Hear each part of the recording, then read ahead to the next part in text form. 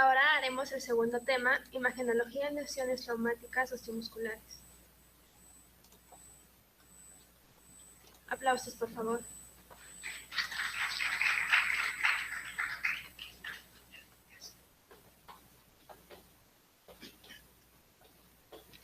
Bueno, es un tema un poco más árido, porque acá van a encontrar la ferretería completa de toda Arequipa y otros lugares, ¿no? Entonces, las fracturas, vamos a empezar con el miembro superior, ¿no? Fractura, saben que es la interrupción de la continuidad ósea o cartilaginosa, en el caso nuestro. En el niño, generalmente son en tallo verde, y estos, cuando los huesos pegan, fácilmente se remodelan. O sea, prácticamente quedan 0 kilómetros cuando llegan a pedacería. Lo que siempre les piden, y les toman el examen, la clasificación de Salter y Harris, ¿no? De grado 1, donde es solamente la lesión de la fisis, ¿no? Grado 2, donde hay lesión de la fisis y de la metáfisis. Grado 3, de la fisis y de la epífisis con compromiso articular. Grado 4 es mixto, o sea, fisis, metáfisis y epífisis. Y grado 5, cuando hay una compresión de la fisis. Entonces, grado 1, no hay compromiso óseo, es más frecuente en los preescolares, ¿no? Representa un buen pronóstico en el crecimiento óseo, ¿no? Acá tenemos un grado 1. No solamente es esa de la separación, sino que puede haber el desplazamiento, ¿no?, de los componentes de la metáfisis con la epífisis. Grado 2, igual, tenemos el grado 2, ¿no?, componente de la metáfisis. Grado 3, ¿no?, acá tenemos el componente de la epífisis y fisis. Grado 4 es mixto, ¿no?, tiene fisis, metáfisis y fisis. El grado 5 por compresión, la más peligrosa, ¿no?, la que deja secuelas en el niño. Entonces, acá tenemos un grado 1, ¿cierto? Acá tenemos un grado 2. Acá tenemos un grado 3. Acá tenemos un grado 4, ¿no? Igual, grado 1. Tenemos ahí un grado, acá, grado 2, ¿no? ¿Sí? Grado 3. ¿Se dan cuenta? Es que ustedes están viendo, ¿no? Grado 4. Y así podemos estar tomándoles examen y para que nunca más se olvide. ¿Qué grado es este? Grado 1, ¿no? Sin embargo, grave, ¿no? La epifisiolisis de la cabeza femoral, bien grave, una patología. Bueno, las fracturas de clavícula en edad infantil, casi el 10 al 15% de las fracturas infantiles, ¿qué es lo que hacemos? Simplemente esto, ¿no? Una inmovilización que puede ser con un vendaje en 8, ¿no?, un cabestillo simple. Mire cómo se remodela el tallo óseo, cómo se bonito. A los 15 días tienes un niño, ¿no?, de 12 años, se fractura a los 0 días, a los 12, a los 20 días, 3 meses y 30 meses. Miren cómo se va y miren cómo se remodela. Queda 0 kilómetros, como decimos, ¿no? Igual, el fémur, el húmero, ¿no?, la cabeza humeral, miren, se ha desplazado. Entonces hay que reducirla, puede ser una reducción incruenta o una reducción cruenta, ¿no? Y se remodela. Este caso me gustó. Miren, con la fractura, como solito, no, claro, podemos fraccionar, por supuesto, se va remodelando. Miren cómo queda. Bueno, de la diálisis humeral, simplemente su yeso colgante, su cabestrillo, para que se forme su callo óseo y luego se remodela. Entonces, los niños fácilmente se remueve. En cambio, las fracturas del húmero distal, ahí sí, Diosito. El papá, la mamá y el médico también lloran con esto, ¿no? Tenemos tres fracturas del húmero distal. Hay que observar, ¿no?, su desplazamiento anterior-posterior y sobre todo el compromiso neurovascular. Muchas veces se rompe la arteria humeral de los nervios radial mediano. El tratamiento, a nadie le gusta estas cosas tan feas, ¿cierto? Hay que abrirlo, hay que ponerle clavitos, ¿no?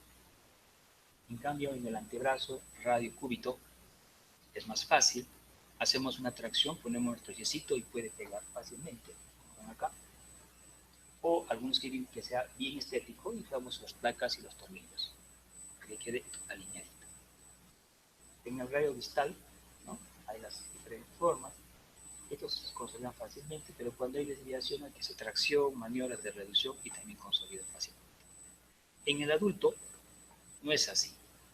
En el adulto, por todas sus formas de trabajo, bueno, se caen, se golpean, se pelean, reciben golpes de la esposa o del esposo, ¿no? Entonces hay diferentes formas de fracturas, ¿no? Entonces acá tenemos. ¿Qué hacemos nosotros? Bueno, y a mí me enseñaron cuando yo era estudiante de medicina y luego cuando era traumatólogo, pues solamente un vendaje en 8. Ahora que estoy ya de traumatólogo, además de eso, usamos las placas y los tornillos. Tenemos el vendaje en 8 que hacíamos nosotros, es fácil de hacerlo, y acá lo estamos haciendo en la actualidad.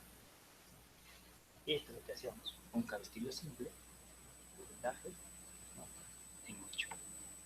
Hoy en día, las plaquitas que estamos poniendo, para que quedan más estéticas. En la escápula, mírenle y pónganle un cabestillo. Es todo. No necesita otra cosa. ¿Ya? En la porción proximal del húmero, ¿no?, la gran mayoría simplemente ponemos nosotros cabestillo. Pero cuando son conminutas, como en este caso, podemos llegar hasta la prótesis de hombro, ¿no? En este caso, suficiente es hacer una pequeña tracción, su cabestillo y pega. Igual en este lado, pega con su cabestillo. A veces colocamos nuestro arsenal, los clavos, ¿no?, como están viendo, o nuestras placas, en este caso, de diálisis, o lo que les decía, ¿no?, las prótesis de ojo. Entonces, depende de cuál es mi combinación. En la diálisis humeral también nosotros poníamos yesos colgantes, ¿no?, en la gran mayoría. Sin embargo, hay que considerar esto, el nervio radial, su trayecto, ¿no?, desde la axila hasta el codo. Acá se rompe frecuentemente, o acá, y el nervio radial es comprometido. Igual, la mayoría de veces poníamos esto, los yesos, los colgantes del post.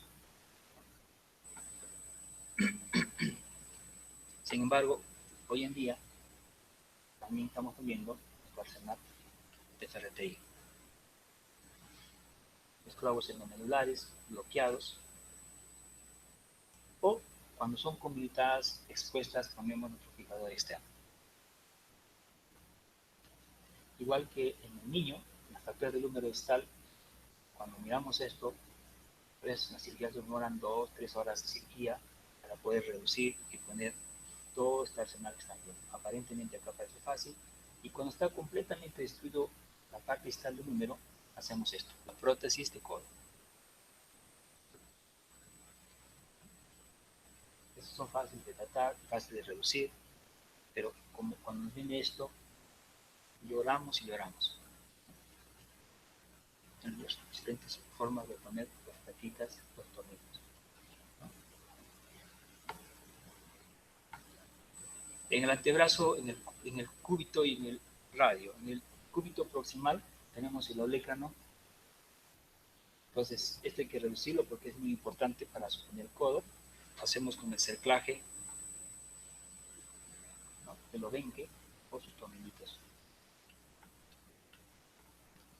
La cúpula radial, ¿no?, la ponemos igual. Después, si no está desplazado, yeso. está muy desplazado, ponemos su tornillito, su plaquita. Y cuando está muy comunicado, le hacemos la cupulectomía. Tenemos el tornillito, tenemos su plaquita, acá retiras la cúpula radial, hacemos la cúpula, sacamos toda la cúpula, ¿no? Y en otros casos ponemos un espaciador, una prótesis. Cuando hay una luxación de la cabeza del radio y una fractura del cúbito proximal, la famosa luxofractura de Montegia, ¿no? Igual producimos primero la cabeza del radio y luego ponemos nuestra placa de tornillos en la parte del cúbito. En la diáfisis de radiocúbito, la mayoría se pone plaquitas tornillos. En la parte distal, que es lo que van a mirar bastante ustedes, la deformidad no retenedor, ¿no? La coles o la de Smith, ¿no? Igual se tracciona en sala de emergencias, se hacen las maniobras de reducción y luego se pone en su lugar. La gran mayoría se resuelven ahí, otros ya en sala de operaciones. Cuando no cede, tener que recurrir también otra vuelta a nuestras plaquitas, clavitos. Tenemos una reducida con clavos, con Kirchners, ¿no? O con sus plaquitas.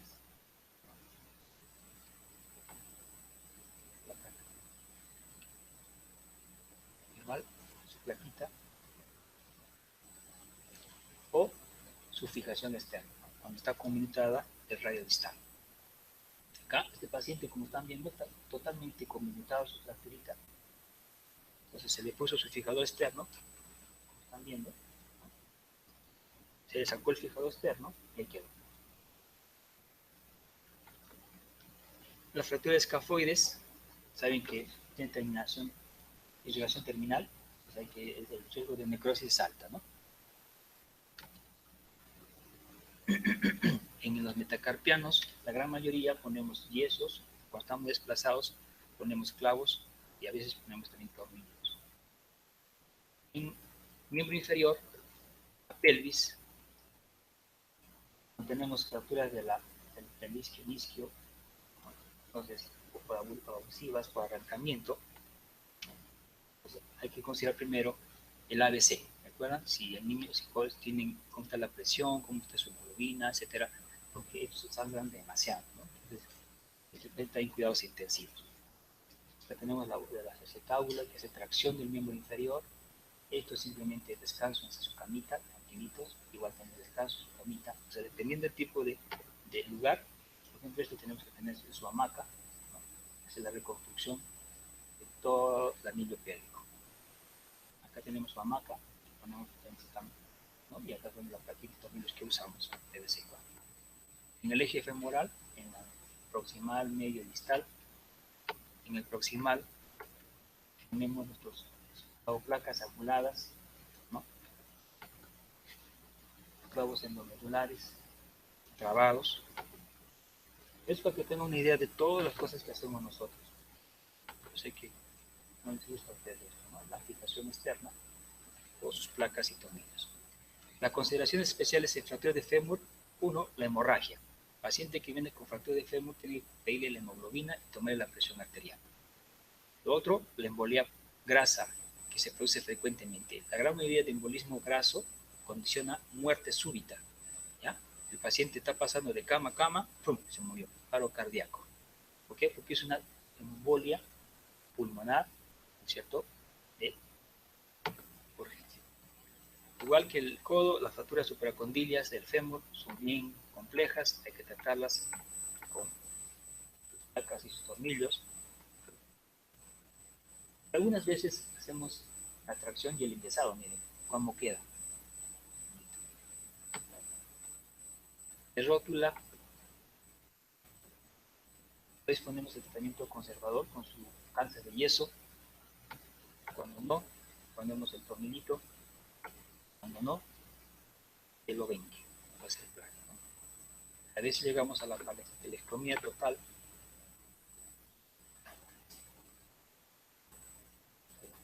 En platillo tibial, Depende del grado de desplazamiento, hay tipo 1, tipo 2, tipo 3, depende de la depresión que hay en la zona. Igual, tipo 4, tipo 5, tipo 6. Entonces lo que hay que hacer es restituir la superficie articular, ¿no? Junto a plato y condylus, tienes que poner en esta zona de acá injertos óseos sacados de la cresta ilíaca. O muy pocas veces usamos esto, pero está reportado eso de fijadores externos.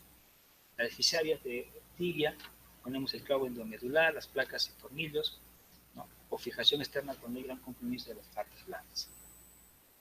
En peroné, igual placas y tornillos. El astrágalo, que también tiene relación terminal, nos ha ido muy bien poniendo tonelitos. Reviven a veces los astrágalos, ellos se mueren. En calcáneo, ponemos unas placas especiales para la reconstrucción. Y los deditos, los metatarsianos, los de tarso, ¿no? Ponemos nuestro personal. Esto es lo que ustedes quiero que consideren, la luxación. La luxación es la pérdida del derecho a domicilio, ¿no? Cuando el esposo le dice a la esposa, o la esposa al esposo dice, lárgate y no vuelvas más, eso es una luxación, rompimiento. Igual, se sale el hueso de su sitio, ¿no? Entonces,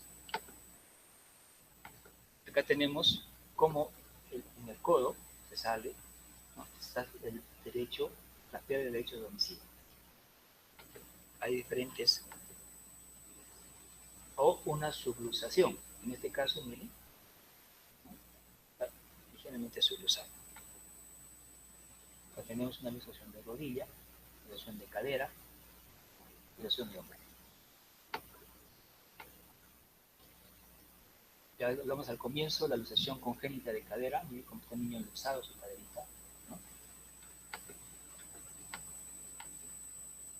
Entonces, el joven, la persona viene con dolor, ¿no? Impotencia funcional, espasmo muscular, con una actitud antálgica, ¿no? Depende de qué le duele, la rodilla, el hombro, el codo, dependiendo, ¿no? En el examen físico vamos a encontrar el dolor, el aumento de volumen, la quimos y la disponibilidad de la articulación, limitación al movimiento. Tomamos la radiografía y encontramos la luxación.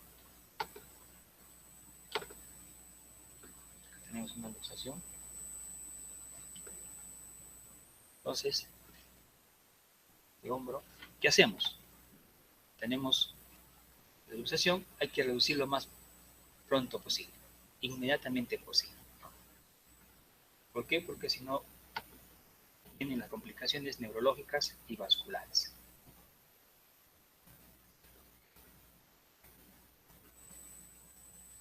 Complicaciones vasculares.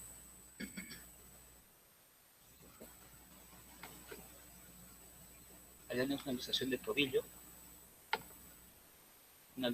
con compromiso de partes blandas. Miren cómo todo, cuando no se luxó, cuando no se corrigió la luxación, miren cómo todo edema, ¿no? Las partes blandas. En la radiografía, en el hombro, tenemos luxación de hombro. ¿Qué hacemos con esto? Encima de la carretera, cuando pasamos el dedito, caemos a un vacío.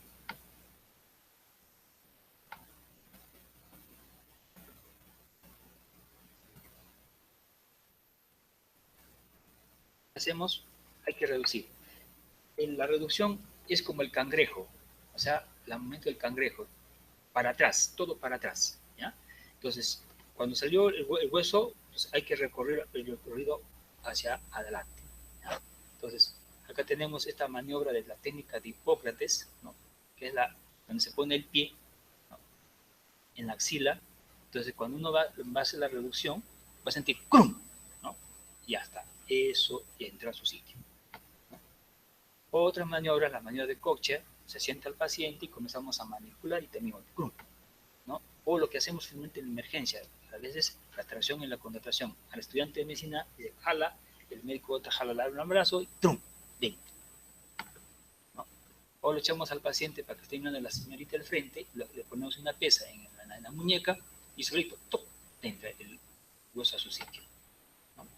A veces es quirúrgico cuando hay partes blandas dentro de la cavidad articular, ¿no? O cuando hay con fracturas asociadas con el troquíter o el rodete glenoideo. Después de eso hay que inmovilizar, ¿no?, sus cabestillos o inmovilizadores de hombros, ¿no? Las complicaciones, la luxación recidivante en jóvenes, entonces en jóvenes, porque dice, ¿por qué el doctor me ha puesto 4 semanas de yeso? ¿Por qué me ha puesto 4 semanas de inmovilización? Si ya no me duele. Y en la semana se lo sacan, van a extender la ropa, ¡tac!, se le sale el hombro, ¿ya? O van a abrazar a su enamorada, ¡tac!, se le sale el hombro, ¿no? Entonces, eso ocasiona la reducción recidivante para que después haya que operarlos, ¿no? Las lesiones óseas, la lesión de Bankart y Hill-Sachs, ¿no es cierto?, o fracturas de troquíter asociadas.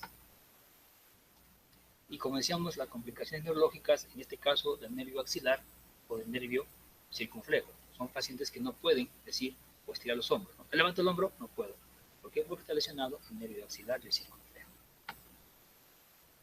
En cadera, ¿no?, tenemos las luxaciones posterior y la luxación anterior. Son mecanismos, son de alta energía. Acá tenemos una luxación anterior, le decimos también la forma impúdica, ¿no? La luxación impúdica, ¿no?, entonces el paciente está con una rotación externa, abducción y flexión, siempre en acortamiento de la pierna, ¿no? Y la luxación posterior, donde vemos la reducción, la posición púdica, ¿no? Hay una rotación, cadera y flexión, rotación interna y aducción. ¿Qué hacemos? Hay que reducirlo, al paciente lo echamos en el piso, ¿no? Entonces el ayudante está con las manos a nivel de la cresta ilíaca y el traumatólogo comienza a manipular la rodilla como un timón, ¿no? Comienza a jalar, traccionar y ¡prum!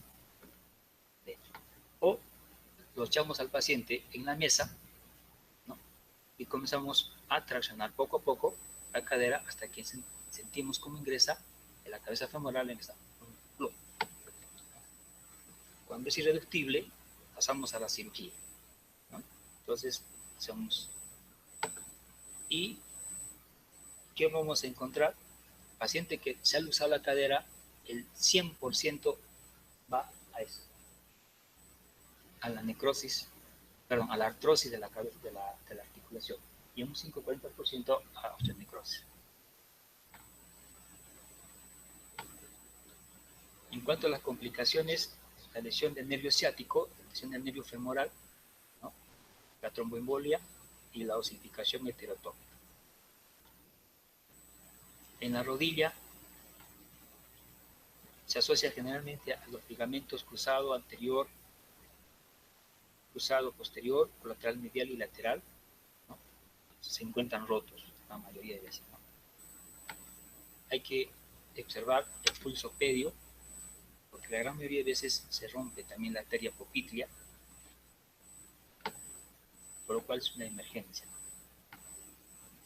Acá tenemos una luxación anterior de la rodilla, pues en este caso, ¿qué tenemos que hacer? Traccionar la pierna, ¿no?, hasta que ¡pum!, sentimos que la luxación posterior, de igual manera, ¿no? Esta es en la luxación de codo bien frecuente en las emergencias, igual que del hombro, ¿no? Entonces, el paciente viene en esta actitud. Hay que considerar el paquete vasculonervioso, arteria, nervio mediano, nervio radial, nervio cubital, que a veces generalmente se lesiona. La flexión, como están viendo, hacia adelante para reducir.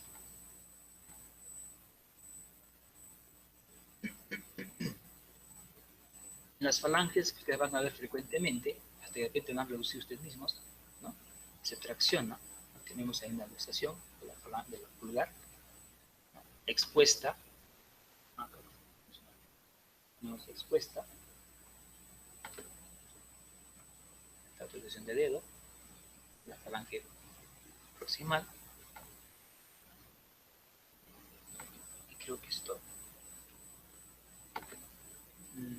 Permítanme recordar mi profesión. Yo soy de la Facultad de Medicina del año ingresante del año 1982. Hicimos un cambio de currículum en la universidad. Antes, en la Facultad de Medicina salíamos a los 15 años, 18 años. Desde que ingresamos nosotros, ¿ya? Hemos salido a 7 años igual que ustedes, ¿no? Hasta el día de hoy, San Agustín salen siempre a los 7 años. ¿Qué hizo esto? Que cuando estábamos en primer año de medicina, llevamos cursos con los de segundo, tercer y cuarto año de medicina. Igual, cuando estábamos en segundo año y así.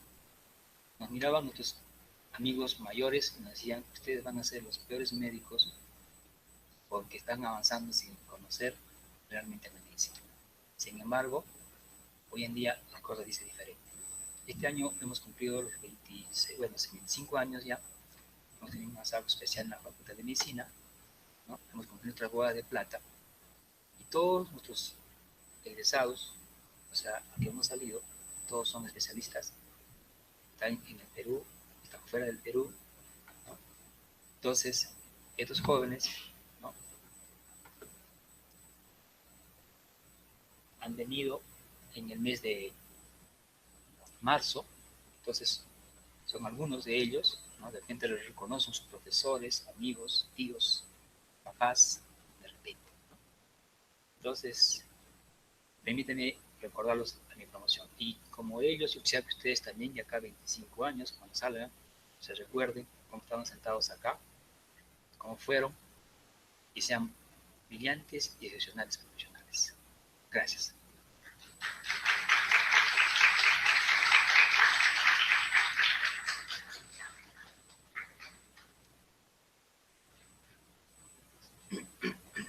Si tuvieran dudas para poderles ayudar.